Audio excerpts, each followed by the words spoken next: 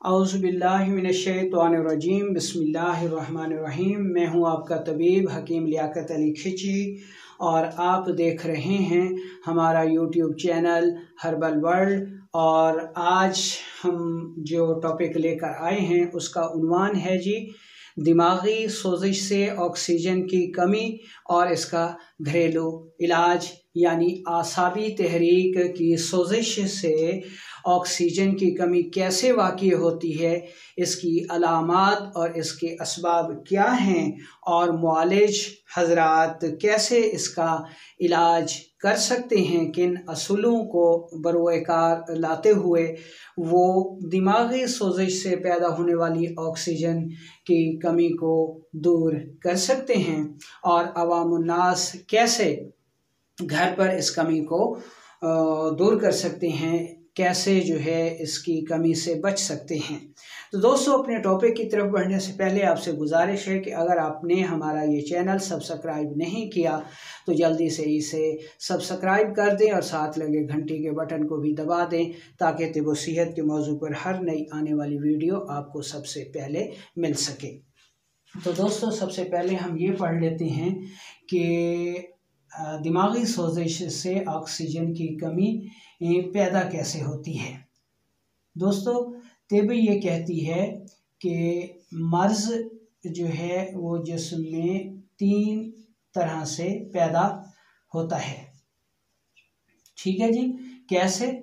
Number 1,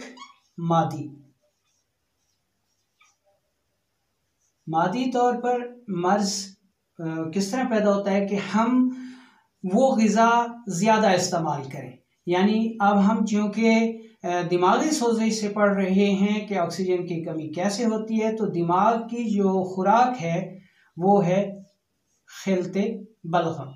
अब अगर हम ऐसी ग़िज़ाएँ ज़्यादा इस्तेमाल करेंगे जिनसे हमारे जिस्म में खिलते बलगम ज़्यादा बनेगी, तो इसकी ज़्यादती से जो है वो जो मर्ज पैदा होगा उसकी जो सूरत है वो 50% है। दूसरी सूरत में हमारे जिस्म में जो मर्ज पैदा होता है वो है कैफियाती तौर पर।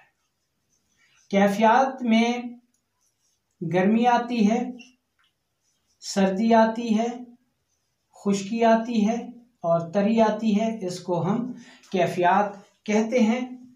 अब क्योंकि हमारा टॉपिक है दिमाग की सोजिश से ऑक्सीजन की कमी क्यों वाक़ई होती है और दिमाग की जो खुराक है वो है खिलते बलगम, तो खिलते बलगम की जो कैफियत होगी वो होगी तरी और इससे जो मर्ज पैदा होगा वो 25% होगा।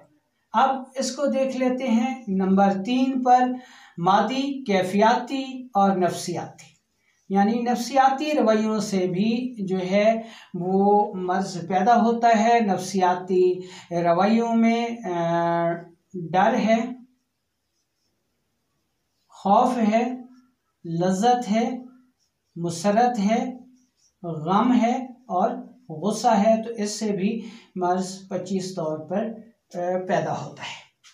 तो गोया हम कह सकते हैं कि अगर कोई शख्स खिलते बलगम जो है कि हामिल ग़िज़ाएँ ज़्यादा इस्तेमाल करेगा, जिनको हम कार्बोहाइड्रेट्स भी कहते हैं, तो हमारे जिस्म में रतूबात यानी पानी की ज़्यादती हो जाएगी और इससे जो मर्ज पैदा होगा उससे ऑक्सीजन की कमी हो जाएगी। और जब हमारे जिस्म में खिलते बलगम गैर तबई होगा तो उसके नतीजे में अब ये शख्स अगर कुछ अर्सा तरी के माहौल में रहता है तो तरी ज़्यादा होकर मर्ज पैदा हो जाएगा, और अगर ये शख्स डर और खौफ के मुसलसल माहौल में रहता है तो तब भी इसको ऑक्सीजन की कमी हो सकती है और उसकी वजह होगी 25%। तो अब हम देखेंगे जी कि खिलते बलगम की यानी रतूबात की ज़्यादती से ऑक्सीजन जो है वो कैसे कम हो जाती है। दोस्तों, अगर आपने किसी शख्स को पानी में डूबता देखा होगा तो आपने देखा होगा कि वो शख्स पानी में डूबकर मर जाता है। यानी क्यों मरता है कि जब वो पानी में डूबता है तो उसके जो सेल्स हैं उनको ऑक्सीजन नहीं मिलती और ऑक्सीजन की कमी की वजह से वो शख्स मर जाता है। यही सूरत अगर हमारे जिस्म में रतूबात ज़्यादा हो जाएं तो हमारे आसाबी सेल्स के साथ होता है। ठीक है जी। यानी हमने खिलते बलगम की हामिल ग़िज़ाएँ ज़्यादा इस्तेमाल की जिससे रतूबात ज़्यादा बनी, और जब रतूबात ज़्यादा बनी तो ये जो हमारे छोटे छोटे जनाब सेल्स हैं जिनको हम आसाबी सेल्स या नर्वस सेल्स कहते हैं, तो यहाँ पर जो है वो पानी बहुत ज़्यादा हो गया, रतूबात ज़्यादा हो गई। ठीक है, इन रतूबात की ज़्यादती से ये जो सेल्स हैं ये सोज़शनाक हो गए, सुकड़ गए। अब इन्होंने क्या किया कि खुराक लेना बंद कर दी। ठीक है, और इनका जो फुजला था उसको भी खारिज करना बंद कर दिया, फुजले का अखराज भी बंद हो गया, जिसकी वजह से ये सेल्स सुकड़ गए और सुकड़ कर ये मरने लगे। गोया रतूबात की ज़्यादती की वजह से आसाबी सेल्स जो हैं वो सुकड़ जाते हैं, और जब वो सुकड़ जाते हैं तो फिर वो खुराक लेना बंद कर देते हैं और फुजला भी खारिज करना बंद कर देते हैं, जिसकी वजह से तहरीक गैर तबाही हो जाती है। खुराक की शक्ल में ऑक्सीजन उनके अंदर नहीं जा पाती और नतीजे के तौर पर फुजला खारिज नहीं कर सकते, कार्बन डाइऑक्साइड खारिज नहीं कर सकते, जिसकी वजह से दिमाग व आसाब के जो खुलियात हैं जिनको हमने असबी सेल्स कहा वो ऑक्सीजन लेना बंद कर देते हैं, यानी ऑक्सीजन की कमी हो जाती है, जिसकी वजह से वो मरने लगते हैं। तो अब हम ये देखते हैं जी कि बलगमी ग़िज़ाएँ जो हैं वो कौन कौन सी हैं। ठीक है जी, बलगमी ग़िज़ाओं में दूध है, चावल है, और गाजर का जूस हो गया। ठीक है, गाजर हो गई, मूली हो गई, मूंगरे हो गए, कद्दू शरीफ हो गए, देसी तूरी हो गई, चकोतरा, टिंडा, ये सारी जो हैं वो बलगमी ग़िज़ाएँ हैं। अब हम देखते हैं कि ऐसी सूरत में जब जिस्म में रतूबात की ज़्यादती हो जाएगी तो कौन सी अलामात जो हैं वो सामने आएंगी, जिसकी बुनियाद पर हम ये कह सकते हैं जी कि रतूबात की ज़्यादती से अलामात में क्या तब्दीलियाँ आई हैं और ऑक्सीजन कैसे कम हो गई है। तो इन अलामात में जनाब एक तो हमारा जो पेशाब है ये ज़्यादा रंगत में सफ़ेद, सांस की तंगी, बहने वाला नज़ला, दिल में तस्कीन से दिल जो है वो बहुत ज़्यादा डूबता है, भूख कम हो जाती है और चक्कर आते हैं, इंसान डर खौफ का शिकार रहता है कि अभी मरा तो अभी मरा। तो ये अलामात जो हैं वो दिमागी सोजिश से ऑक्सीजन की कमी की सूरत में सामने आती हैं। तो ये अलामात हो गई।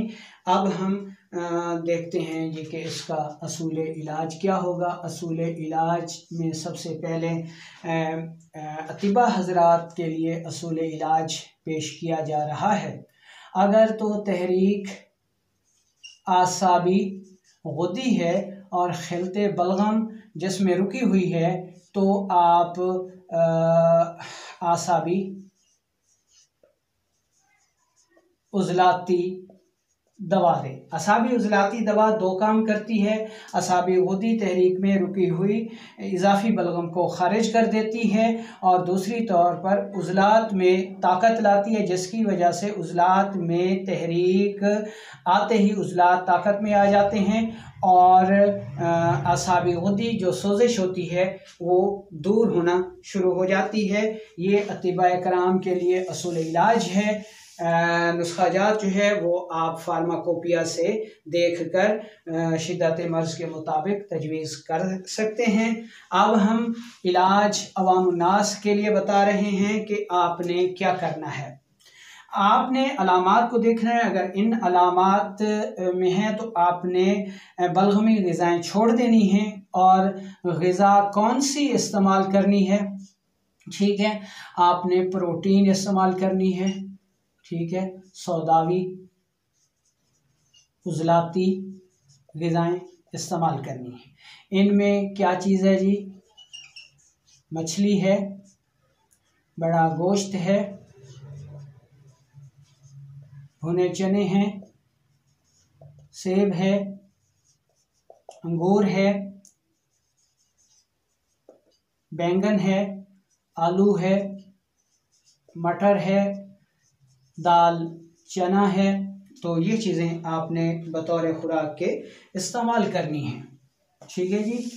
अच्छा, इसके साथ आपने लौंग और दालचीनी का कहवा इस्तेमाल करना है। लौंग आपने लेने हैं 2 अदद,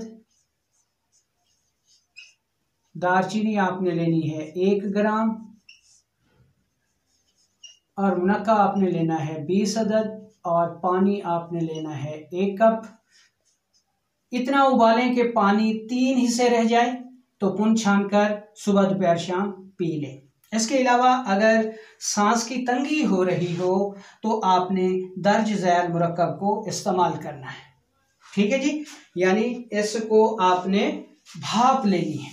और भाप किस तरह लेनी है? इसमें आपने एक चीज़ लेनी है, दालचीनी। दालचीनी आपने लेनी है 20 ग्राम, ठीक है जी। और इसमें जो दूसरी चीज़ आपने लेनी है वो है तेज़पात, और तेज़पात आपने लेना है 50 ग्राम और पानी साफ देगची में आपने लेना है 2 किलो। अब ये सारी चीज़ें पानी में मिला लें। पानी में मिलाकर आप इसको उबालें। जब भाप बने तो ये भाप लें। इंशाल्लाह ये भाप अंदर जाते ही सांस की तंगी दूर हो जाएगी, ऑक्सीजन जो है वो पूरा होने लगेगी, आसाबी सेल्स जो हैं वो ऑक्सीजन को जज़ब करना शुरू कर देंगे। तो इस तरह इंशाल्लाह बहुत जल्द ही दिमागी सोजिश से जो ऑक्सीजन की कमी वाक़ई हो रही थी वो दूर हो जाएगी और आपको शिफा मिल जाएगी। अगर आसाबी सोजिश की वजह से ऑक्सीजन की कमी हो रही है तो आप इन तरीक़ाकार को इख्तियार करें। इंशाअल्लाह अल्लाह ताला करम फरमाएगा और ऑक्सीजन की कमी नहीं होगी। ये वीडियो ख़ुद भी सुने और दूसरों को भी फॉरवर्ड करें ताकि ये वीडियोज़ आपके लिए सदका जारिया बन सकें। वालेकुम अस्सलाम व रहमतुल्लाहि व बरकातहू।